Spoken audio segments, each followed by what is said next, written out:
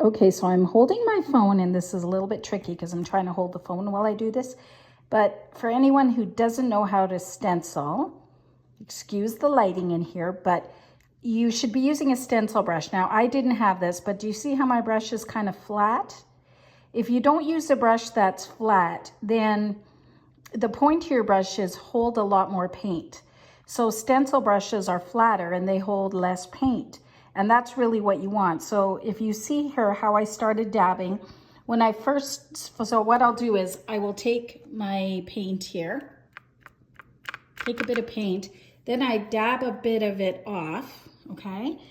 And then I start dabbing, but I do it very, very, very lightly.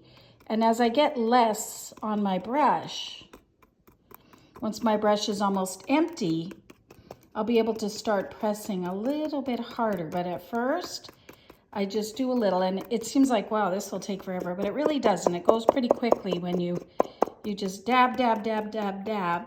And the reason that you're dabbing like this is because you don't want it to, it's hard to look through the phone to do this. You don't want it to bleed through your edges. So when you're doing something like, I started using Sharpie on this to see if I could do it with Sharpie. That was a big mistake because the Sharpie just bled right through the edges. So lucky I did it on a test piece first. So get yourself a flat brush if you have one. If you don't, if your brush is just a regular brush, then make sure you just very carefully still use that dabbing motion and make sure that you don't have too much paint on your brush. And so that's how you do it. I'm lucky I got my tape on the edge because I would totally go over.